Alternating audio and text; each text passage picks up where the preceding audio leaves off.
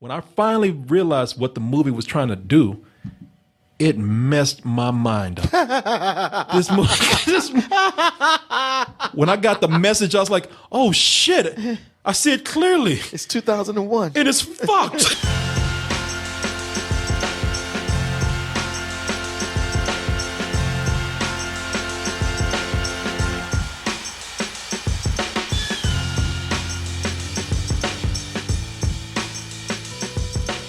Start out with our first movie right now from one of my favorite directors, because he did one of my favorite movies. If y'all know me, you've been watching us for a while, you know this is one of my favorite films of all time. Rich here. Little trouble there. You're rushing. Here we go. 5, 6, and. That still gets me. With how casually he did it. If you know from the sound of the music and that chair hitting that wall, I think you even heard that wind when that dude ducked. That is Whiplash. Whiplash is one of my favorite movies, man. Whiplash is it's one of the best combinations of drama and music that I've ever seen. Mm-hmm. Fell in love with him as a director, especially after he did the movie that was up for the Best Picture Academy Award, and for just about 8 seconds won. It won. Yeah, for about 8 seconds, they can brag and say like, "Hey, we did win." Yeah, for just a little while. La La Land, another movie that seamlessly and creatively combined music and drama and even a bit of humor right here, and some great direction and art direction. So now we got Damien Chazelle. He's back, and he's not doing a movie exactly about music, but he is doing a movie based on one of my favorite songs, Whitey on the Moon. Whitey on the Moon. Whitey on the Moon. A rat bit my sister, but Whitey's on the moon. You probably heard that song and like, well, how did Whitey get on the moon? Well, this movie is here to tell you that. It answers that age-old question. Answers that age-old question. We're talking about the film First Man, and that is referencing First Man on the Moon. And we have here you've seen him in one of Damien Chazelle's movies. We have Ryan Gosling from La La Land, and he plays Neil Armstrong. And this is about the whole Apollo 11 mission that, while everybody remembers this as being this historic leap, not for Americans, but for all of mankind, if you know the quotables here, a lot of people don't know the sacrifices that were made. Sure. To get to the moon. Yeah, nobody just decided to go to the moon and then bam, bam, boom, they went. Yeah, bada bing, bada boom, I'm on the moon. No, it don't work out like that. And unlike other movies about similar subjects like this, or about this very subject, for something like The Right Stuff. The Right Stuff was a movie about, the adventurous side of space travel. It was about the camaraderie of the people pulling this together. And this film right here doesn't capture that too much. This is more of a personal film. This is centered more on Neil Armstrong, because apparently Neil Armstrong, he had some problems. Neil Armstrong, he was high on airplane glue. No, man, Neil Armstrong, we hear about the mission, but we barely hear about the personal stories of this man. And this one centers on Neil Armstrong and some of the tragedies that were in his life, his mental condition, that kind of fueled him to wanting to be on this very dangerous Apollo 11 mission. Let's go ahead and take a look at the trailer for First Man, and then we'll be back with our review. It allows us to see things that we should have seen a long time ago. Is that Darth Vader? Yeah, found him on the moon. What are you doing here? Is this a Death Star? No, it's not. No. That's not a moon. No, it is a moon. I'm sure that this is going to be an Oscar contender right here. So let me go ahead and just start getting my gripes out the way. Let me go ahead and just start criticizing this. Gripes? Yeah, gripes and criticisms. But it's Damien Chazelle. How can you have gripes? You, of all people. Because I thought they were going to go to the moon and just dance, and break out in song. That doesn't happen, man. Where's the music? Where's the pageantry? Where's the romance? They just go to the moon, that's it? The moon sucks. Ain't nothing up there. I thought they were going to find Nazis or something. Or it'd be made of cheese. Oh yeah, man, they're gonna make a sandwich when they got there. No, they just go to the moon and there's nothing. And for me, no, I'm just joking. Going to the moon, yes, that's a great thing. But did you have to take so long telling me about it? I listen. I'm saying that I'm going to be in the minority here because I know a lot of people are going to talk about this. I was not prepared for you to say any of this. Okay. Well, Martin, prepare yourself because there's more. Okay. The movie, for me, now listen, this is just me, and I'm well aware at this moment I'm going to be in the minority, but I'm going to go ahead and say it. This is just too damn long. I'm going to tell you that right now. For me, this is 2 hours and 13 minutes, the running time for this film. And most of that is it's not them traveling to the moon. Most of that is on Earth. It's a very contemplative film. It's a film where people are deep in thought. People are very reflective about their emotions and their feelings. And I get it. I mean, because I even had to go look at some pictures of Neil Armstrong because I thought Neil Armstrong, he's always like, shit, I'm going to the moon. I look at Neil Armstrong now, I'm like, man, he was kind of sad. I felt a little bad for Neil, man. And that is the way Ryan Gosling, I guess, has been, because Ryan Gosling spends the movie looking like this, looking like he's taking a high school picture and he don't want to smile. And I can tell Martin already agrees with me because Martin usually smiles when I say his name. Martin over there is looking like, how am I going to tell this motherfucker I disagree? And I telling you, Martin, just hear me out now. Okay. Because with Ryan Gosling playing this, he plays it as a person who is very quiet, who's very guarded in his emotions. I get it. It's for a very sad reason too. I mean, the movie opens up with a tragedy. And it brought me to tears almost, man. So Neil Armstrong, who the movie really is centered on, it's not about the mission so much. It's not about the moon or anything. It's mostly about Neil Armstrong and the complicated person that he was throughout training for this mission. But I can see why he's sad in this. He's almost suffering from depression because of this tragedy that he suffered. And in watching this, I like that. There were so many times that I just wanted to give Neil Armstrong a hug through this movie because I did feel bad for him. Yeah. Shit, I look at this picture and I just want to give him a hug right now.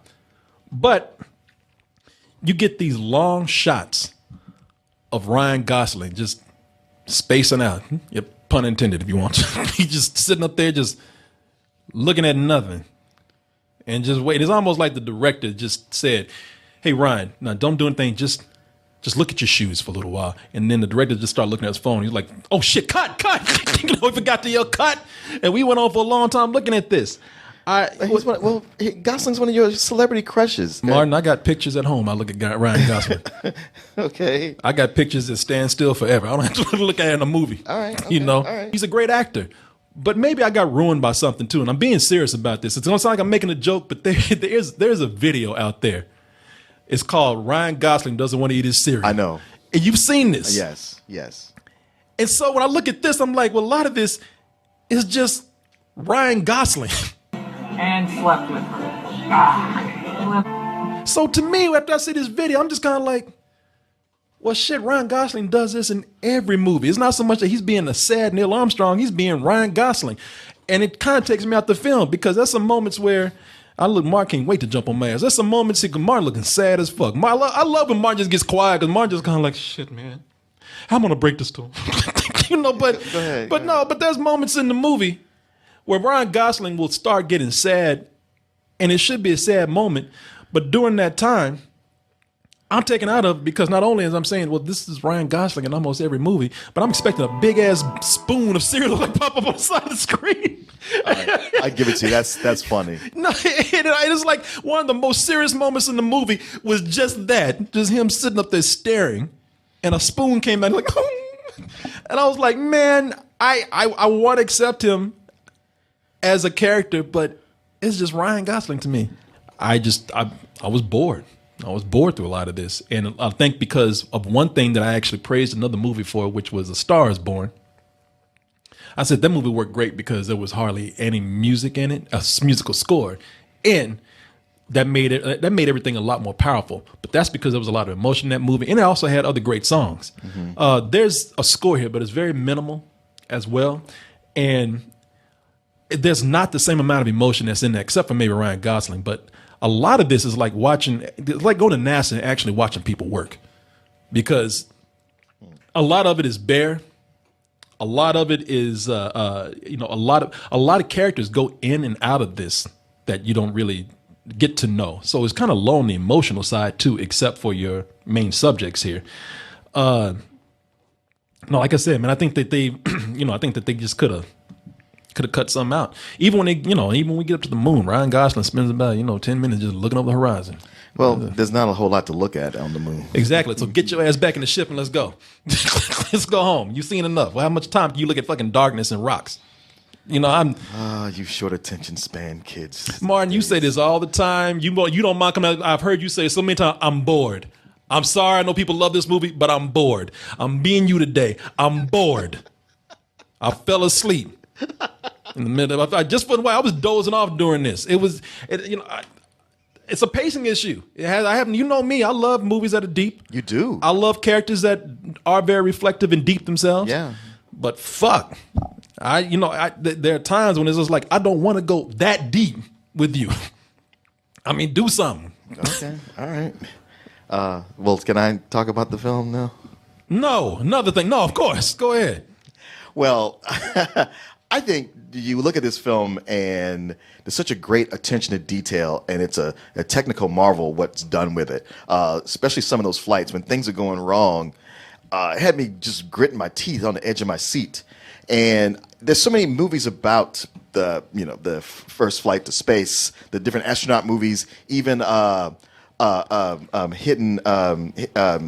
I keep wanting to say hidden fences. I do that too, man. Hidden figures, where they really romanticize this, and this doesn't romanticize it at all. And that's something I really appreciated about that. These are all things I really appreciated about this movie. As far as Ryan Gosling and the whole, what you're saying, him being sad and contemplative all the time, dude, I don't know, but I agree with you 200% on that. I was just fucking with you through this. I knew it. I was like, either he's mad or he's gonna pull one of them things that's like, well, I feel like you're right. I did. I was just so like, listen, I know everybody's gonna either praise this movie because it's Damon Chazelle, or they're gonna be guarded about wanting to criticize it.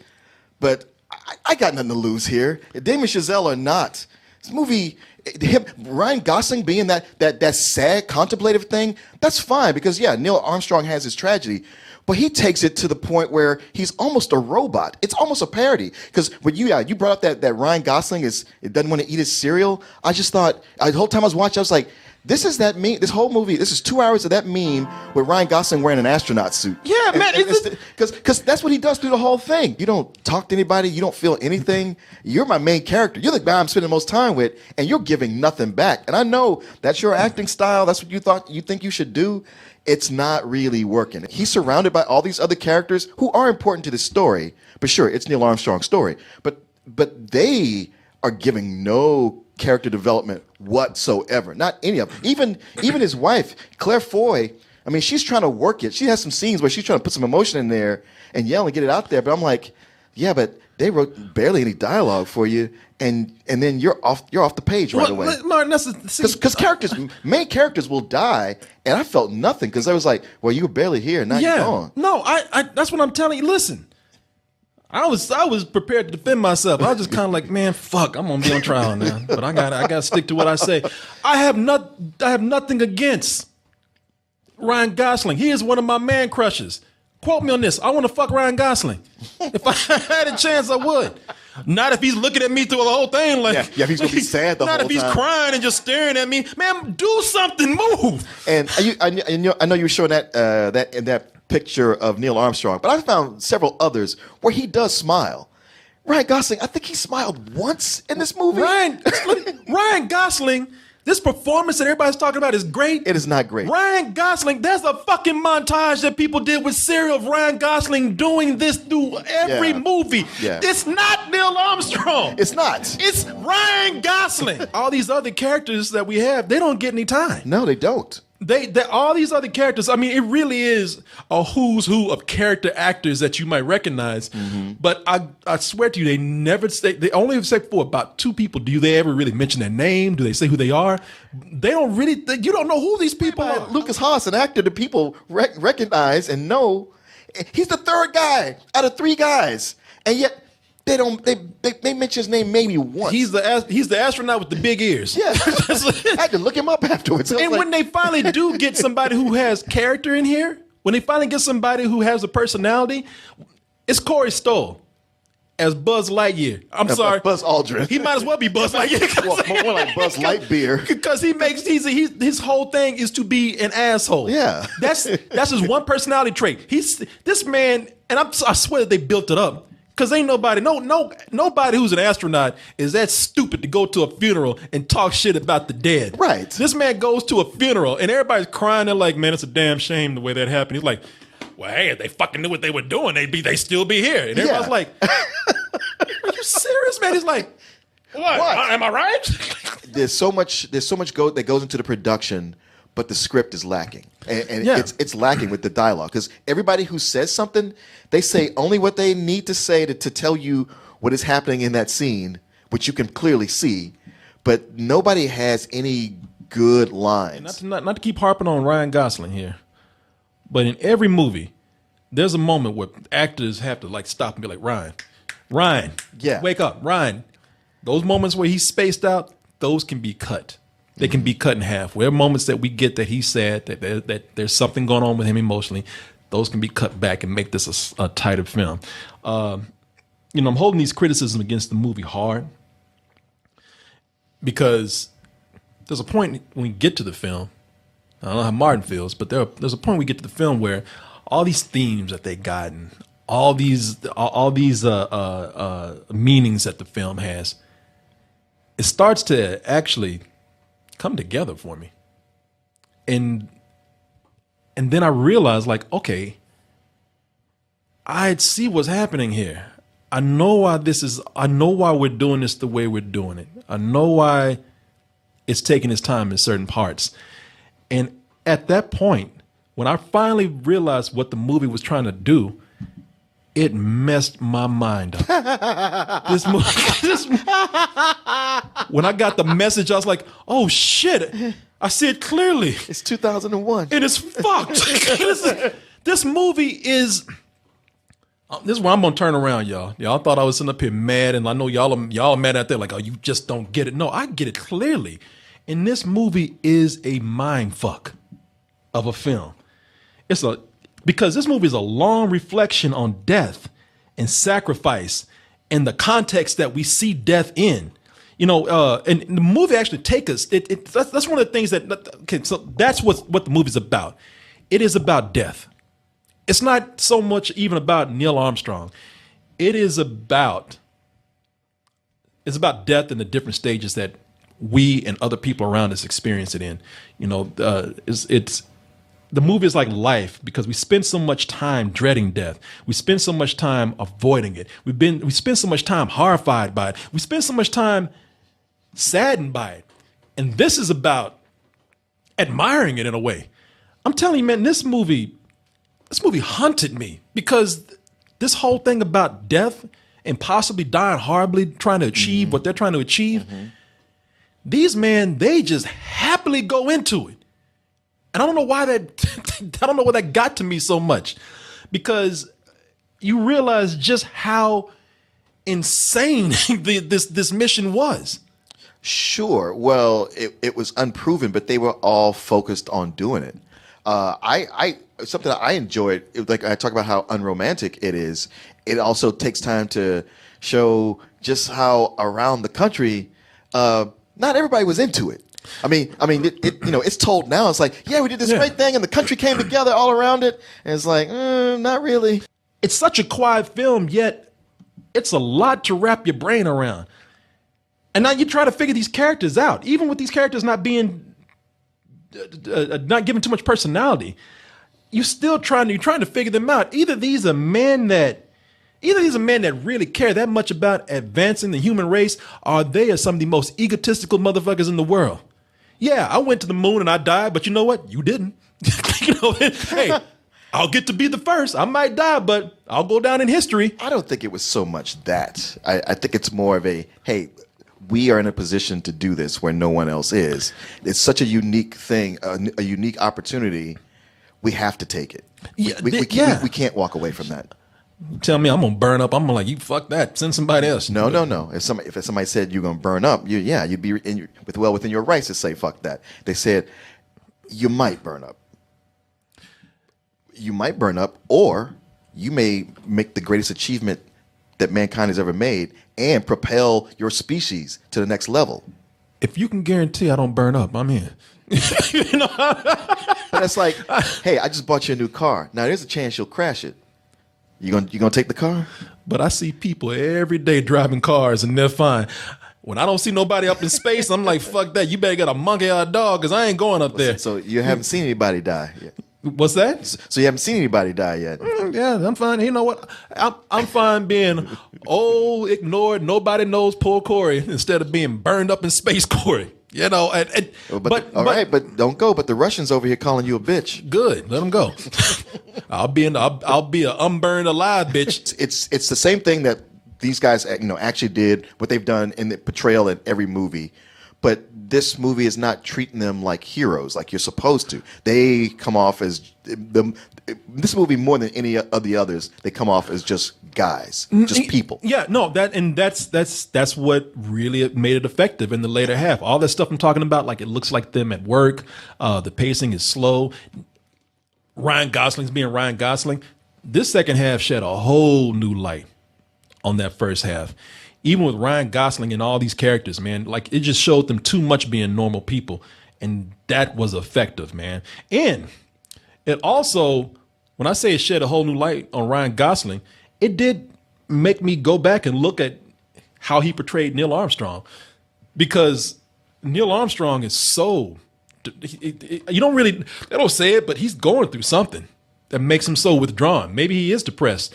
And then they don't say this in the movie, but this is kind of a thing that I picked up from this, and the movie never comes out and says it, and that's what I love about it, that it doesn't come out and say things. It makes me think, was he suicidal?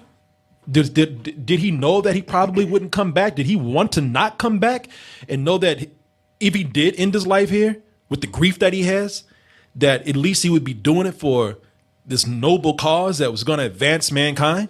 It adds a whole new humanity to this story when you see that. When you show all these people, maybe not the best characterizations, but when you show these people as being flawed, when you show these people as being damaged, it does make you care about them a little bit more. The thing that really shook me right here was how you know that you might not make it back, and you have to talk to the people around you that love you and prepare them for you not coming back. Seeing Neil Armstrong sit down and talk to his boys and have just a frank talk about, hey, daddy might not come back home. Not sugarcoating it, not making it too emotional, just being really matter of fact. There's just something weird about seeing that. Jimmy asked what you didn't say when you get onto the moon. Well, we're not sure we're going to get onto the moon. Do you think you're coming back? We have every intention of coming back. But you might not. Like, fuck, I really didn't think this through. You know what sounds worse when it comes from somebody else's mouth? Shit, NASA, I ain't going. Can I cancel? I'm sick. My little boy talked me out of it. And they really do sell it that they might not make it back even when you know the story, because there are moments here where you watch it. I mean, they talking about going into space and trying to make it back. There's a scene in here where Neil Armstrong barely gets 10 feet off the ground. Yeah. Without almost killing himself. And it's like, how you going to go to the moon when you can't even go 10 feet up? And it makes you watch that, and it just lets you know how deep the stakes are right here. And you were talking about Claire Foy, how you didn't feel like she was not a character. She's actually probably, for me, the character with the most emotion in the movie. Yeah, I'll give you that. Yeah, Claire Foy, because what they deliver here is that you get to see it's not about just the lives of the astronauts. The survivors are probably going to be the ones that have to suffer. It's hard being married to an astronaut, apparently, because this woman is a nervous wreck the whole time. throughout through the movie, she just started just shaking more. She does. She just got Parkinson's by the end of the movie. And it's like, and watching her performance, it's like, damn, girl, quit shaking because you're making me nervous. I'm saying, you know, I'm trying to be cool, and you're not making it easy for me. As selfish as that sounds, but that just goes to show how effective her performance is. Jan, the ship is stable. They're going to be all right. You're a bunch of boys making models out of balsa wood. You don't have anything under control. Security tackles her ass. Yeah, you didn't have to be insulting. Yeah. I was going to turn it on. Security, make sure she doesn't get home. This bitch is about to talk. She about to fuck it up for everybody. You know, it just makes you think. With everybody that is affected by this, it shows you a few things with this whole meditation on death. It shows you that every culture out there, you know, we talk about people who sacrifice their lives for certain things. We look down on them. We call them crazy. We call them insane for doing that. But it just goes to show you that every culture has their people who are willing to sacrifice for certain causes, and it makes you. And it's noble and it's frightening at the same time to think. As much as none of us want to die, what is going to be that thing, that price that makes me feel like I'm willing to sacrifice my life? You know, it's so. What is it? I ain't got one. I ain't talking about me. I'm talking about y'all. Yeah, shit. I ain't Prince. I would die for you. No. You must bet your fucking mind. No. No. You know, but the thing is, I haven't found it yet. But that's what makes it so scary because I don't have it. I don't think I have it. But one day, what if I feel like, you know, this is where I have to lay my life on the line? It's a noble thought. It's a frightening thought because this whole thing is about talking about your immortality. Your mortality. Your mortality and how much and what the price of it is for you. When does it mean nothing when it's for the greater cause? Because these men in here, although you don't get to know every one of them personally, it does get the message across that they sacrificed a lot for this. I mean, there's some men who didn't even make it to the moon. They sacrificed their lives for this, and they went in knowing that. And there are moments here, just to pull back from this whole grim theme that we're talking about. There are moments in this movie when I'm talking about these boys here, these boys in the film. There's some lighthearted moments here where I say Claire Foy is one of the people in the movie has the most emotion, but those kids in the movie have my ass laughing because there's the actors are given small moments to sort of improvise, but you could tell that Damien Chazelle he's good with these kids and he just let them go. Mm-hmm. There's one scene where you could tell that the Claire Foy just wanted to laugh because one of the boys, she was sitting in the room with him and they just had a moment where she was just kind of talking to one of the kids, and one of those boys, that one right there, one of the boys was just sitting on the bed and he was just like, look at these crayons all over the floor. My drawers all messed up. Oh, yeah. Come in here and make all this mess. And she was just she was trying to hold her laugh, just well. Oh, that's supposed to be me, huh? Something I might not want to sit through completely again, but I thought that it delivered what it wanted to very well. And I give this a low full price. I don't even know if it'd be one of my, it might be in my top 10 at some point. But it won't. It probably won't. There's no way. I could see this. We got to have a shitty year for this to be in your top 10. Because this is a movie that I'm giving credit for, like giving his message across, but not actually executing it as good as it could, because it still needs an editor on it, I think. Yeah, it needs an editor, and these things you're saying about the sacrifice, I could see that in there. That's all woven in. It just wasn't so much that I thought, wow, it's so deep in how it's going into this. I mean, it's addressing it because it's a part of what's going on. It's in the fabric of it. But I get that, having something that you would die for. I just know that for me personally, a lot of what draws me to a film that makes me love or not love it is how engaging is the drama. And I thought it lacked majorly with that. Mm-hmm. It all ends up being a matinee. Yeah, I can see. I'm just right above you on that. I mean, I another thing that I liked about it, besides putting the Apollo mission in a new light for me, is that I really like what they did with the moon landing. I mean, spend a little bit too long up there, but you know, it's a. It's funny because I joked about it earlier, but I didn't think they spent too long with it. I actually liked all that. It's just funny for me when we got out of you, like, God damn, I thought they was never gonna get off the moon. Well, it's because I had to rush. I know. I was like, you had shit to do. I know. I actually didn't mind it. I actually admired it. I really had to go somewhere to go. I was just like, come on, man, we seen it. Let's go. Although I gotta say, when they actually threw Whitey on the moon in the song, I was like, for real, y'all. I liked it. It was appropriate. Marlon, but they didn't even have Gil Scott Heron doing it. Marlon, let me ask you two questions. Was Whitey in the movie? Yes. There were white people. Okay, that's white. None of them were named Whitey. Well, we talking about Whitey in general. And were they on the moon? Yeah, she said like, yeah, Whitey was on the moon. She's like, shit, my white ass been on the moon. You ain't going. But I would say that the moon landing is done well. I look at it and I'm thinking, man, you know, how did they do this? Because if this is CG, it's very convincing. It looks very real. If it's practical, if it's done with models, then equally as good. It feels very authentic. It feels like something like you could actually. And that's one of the things I loved about them being on the moon. Made you feel like you were on something. You felt like you were on the moon. It felt real. It lends itself to the theory that the moon landing was faked. Could be. If they can pull it off this well. Don't get these motherfuckers started, man. Don't get these people started right now. Yeah, don't do that. Yeah. Next thing you know, they'll be saying gay frogs on the moon. Mutant pig people. And Nazis. Nazi gay frog pig people on the moon. Looking down on our flat earth. Yeah.